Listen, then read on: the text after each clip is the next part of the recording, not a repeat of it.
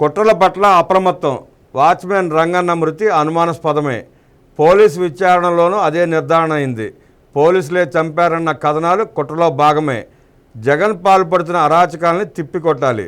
కేసులో సాక్షులు వరుసగా చనిపోతున్నారు. సాక్షులను రక్షించుకోవాల్సిన బాధ్యత మనపైన ఉంది. వివేక కేసుపై మంత్రులతో సీఎం చంద్రబాబు చర్చ.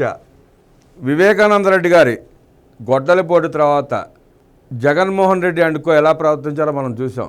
అర్ధరాత్రి చనిపోతే ఉదయం గుండెపోటు అన్నారు. రకరకాలుగా పక్కదారి పట్టించే ప్రయత్నం చేశారు. నారాసుర రక్త చరిత్ర అన్నారు. అధికార పార్టీ కానీ ఎవరు మాట్లాడకుండా గ్యాగ్ ఆర్డర్ తెచ్చుకున్నారు. గ్యాగ్ ఆర్డర్ తెచ్చుకోవడంలోనే కుట్ర కోణంలో అని అర్థమైపోతుంది. అది స్క్రిప్టెడ్ మర్డర్. స్క్రిప్ట్ ప్రకారం మర్డర్ జరిగింది. అది చంపటం, గుండెపోటు అంటాం, నారాసుర రక్త చరిత్రని పేపర్లో రాసుకోవటం, గ్యాగ్ ఆర్డర్ తీసుకోవటం, ఇదంతా అప్పటికప్పుడు జరిగే పని కాదు. ప్రణాళికాబద్ధంగా ఇప్పుడు ముందు స్కెచ్లో భాగంగా జరిగిన మర్డరే అది. వారు అనుకున్నట్టే ఒక్కొక్క కార్యక్రమం చేసుకుంటూ వెళ్ళారు. చిన్నాన తెల్లారగట్ట చంపబడితే, గొడ్డలితో అడ్డంగా నరకబడితే కొడుకు సాయంకాలం 5ంటికి 6ంటికి తాపీకి వెళ్ళాడు.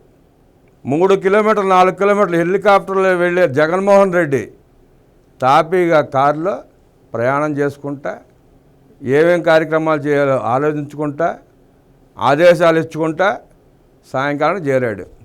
చేరినాక ఏం చేశాడు? సిబిఐ కావాల్సిందే అన్నాడు. సిబిఐ వచ్చిన తర్వాత సిబిఐ ఇన్వెస్టిగేషన్ మొదలుపెట్టింది. ముఖ్యమంత్రి కాగానే ఏమన్నాడు? నాకు సిబిఐ వద్దు, సిఐడి చాలు అన్నాడు. ఎందుకన్నాడో అందరికీ తెలుసు. ఆ కేసును ఎలా నిర్వీర్యం చేసుకుంటూ వస్తున్నారో తెలుసు. దాంట్లో ముఖ్య సాక్షులు సుమారుగా రంగైతే 6 అనుకుంటా చనిపోయారు. ఇప్పటికీ అనుమానాస్పదంగానే చనిపోతున్నారు. ఇంకా ఒకళ్ళైతే మిగిలినట్టున్నారు. వాళ్ళను కూడా కాపాడుకోలేకపోతే ఆ కేసు ఏమవుతుందో, ఎలా నిర్వీర్యం అవుతుందో కూడా తెలుసు. గతంలో ఇలాగే పరిటాల రవీంద్ర గారి మర్డర్ కేసుని సాక్షులందరినీ ఎలిమినేట్ చేసుకుంటూ వచ్చి ఎలా నిర్వీర్యం చేశారో చూసాం. ఇప్పుడు ఈ కేసు కూడా అదే గతి పట్టేలా ఉంది. వ్యవస్థలు ఏం చేస్తున్నాయో అర్థం కాని పరిస్థితి. సిబిఐ ఎందుకు ఉదాసీనంగా వ్యవహరిస్తుందో తెలియటంలా. సిబిఐ దర్యాప్తు అధికారి మీదే కేసు పెడితే సిబిఐ చేష్టలకు చూస్తోంది.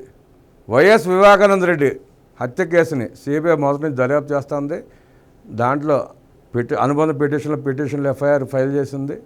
దానికి ముగింపు పలకాల్సిన బాధ్యత కూడా సిబిఐ మీదే ఉంది. సాక్షులందరూ చనిపోయినాక సిబిఐ మాత్రం ఏం చేస్తుంది? ఉన్న సాక్షులను రక్షించుకుని త్వరితగతిన పూర్తి చేస్తే తప్ప ఆ కేసులో మరణించిన వివేకానంద రెడ్డి గారి కుటుంబ సభ్యులకి న్యాయం జరిగే పరిస్థితి లేదు. ఎందుకు నత్తనడక సాగుతోందో, ఎవరు దాని వెనకాల ఉన్నారో సిబిఐ చెప్పకపోతే, సిబిఐ త్వరితగతిన కేసు తేల్చకపోతే సిబిఐ చరిత్రలో ఒక మాయన మచ్చలా మిగిలిపోతుంది. సిబిఐ మీద ఉన్న నమ్మకాన్ని ప్రజలు కోల్పోయే పరిస్థితి వస్తుంది. సిబిఐ లాంటి అత్యున్నత సంస్థ ఆ పరిస్థితి తెచ్చుకోదని భావిస్తూ తొందరగా దర్యాప్తు కంప్లీట్ చేసి నేరస్తులను కఠినంగా శిక్షించే వరకు అవిశ్రాంత పోరాటం చేయాల్సిన బాధ్యత సిబిఐ మీద ఉందని గుర్తు చేస్తూ నిన్న చంద్రబాబు గారి వ్యాఖ్యలు కూడా దానికే నిదర్శనం. ఒక ఫ్యాక్షన్ లీడర్ మనస్తత్వం ఎట్లా ఉంటుందో దీన్ని బట్టి అర్థమై ఉంటుంది అందరికీ తెలుసు. 70% మంది ప్రజలకి జగన్ రెడ్డి మనస్తత్వం, ఆ కుట్ర నేపథ్యం, కుట్ర కోణాల తీరు, ఆ ఫ్యాక్షన్ మనస్తత్వం తెలుసు. ఇంకా 30% మంది ఉన్నారు. వాళ్ళు కూడా తెలుసుకోవాలి. సొంత బాబాయిని అడ్డంగా నరికితే, రక్తమడులో పడుకోబెడితే ఆ కేసును పట్టించుకునే వ్యక్తి జగన్మోహన్ రెడ్డి. ఈ రాష్ట్రానికి ఏం చేస్తాడు? ఎవరికి న్యాయం చేస్తాడు? తనకు అడ్డం వస్తే తండ్రి లేడు, బాబాయ్ లేడు, అమ్మ లేదు, చెల్లి లేదు, ఎవరినైనా ఏదైనా చేయగలడు. అంత సమర్థుడు జగన్ రెడ్డి. పరిపాలన చేత కాదు కానీ అరాచకాల్లో దిట్ట. తనకు అడ్డం వచ్చే మనుషుల్ని తప్పించడంలో దిట్ట. సాక్ష్యాలు లేకుండా చేసుకోవడంలో దిట్ట. కోస్తే అక్షరం ముక్క ఉండదు కానీ మెదడు నిండా కుట్ర ఆలోచనలే. కుట్ర అనే పదానికి పర్యాయపదమే జగన్ రెడ్డి. వివేక హత్య ఘటన నుంచి పరిణామాలపై మంత్రులతో చంద్రబాబు చర్చించారు. రాజకీయ ముసుగులో కరడుగట్టిన నేరస్తులు రాష్ట్రంలో ఉన్నారు. రాజకీయాలను పూర్తిగా నేరమయం చేసే చర్యలకు పాల్పడుతున్నారు. స్వలాభం కోసం రాజకీయాలను జగన్ నేరపూర్తిగా మార్చేశాడు. ప్రజలను ఏమార్చేందుకు జగన్ చేస్తున్న అరాచకాలను తిప్పికొట్టాలి. నేరాల్లో ఆరితేరిన వారిని అదుపు చేయాల్సిన అవసరం ఉందని సీఎం వ్యాఖ్యానించారు. వివేకానందరెడ్డి హత్య కేసు విషయంలో జగన్ ఎలా వ్యవహరించారో ఉదాహరణతో సహా సీఎం గుర్తు చేశారు. గుండెపోటు అని, గొడ్డలి వేటని, తర్వాత నాపై ఆరోపణలు చేశారు. ప్రతిపక్షంలో ఉంటే సిబిఐ దర్యాప్తు కోరి అధికారంలోకి వచ్చాక వద్దన్నారు. బాధితురాలైన చెల్లినే నిందితురాలిగా చూపించే ప్రయత్నం చేశారు అని చంద్రబాబు తెలిపారు. ఇలాంటి విషయాల్లో అప్రమత్తంగా ఉండి ఎప్పటికప్పుడు తిప్పికొట్టాలని మంత్రులకు సూచించారు. కేసు సిబిఐ పరిధిలో ఉన్న సాక్షులను రక్షించాల్సిన బాధ్యత మనపై ఉందని సీఎం అన్నారు. సాక్షుల అనుమానాస్పద మృతి దురదృష్టకరమని డిప్యూటీ సీఎం పవన్ కళ్యాణ్ అన్నారు. వివేక హత్య జరిగిన రోజు జగన్ బాధితులను హైదరాబాద్ నుంచి పులివెందులకు తీసుకొచ్చిన డ్రైవర్ కూడా చనిపోయిన అంశం ప్రస్తావనకు వచ్చింది.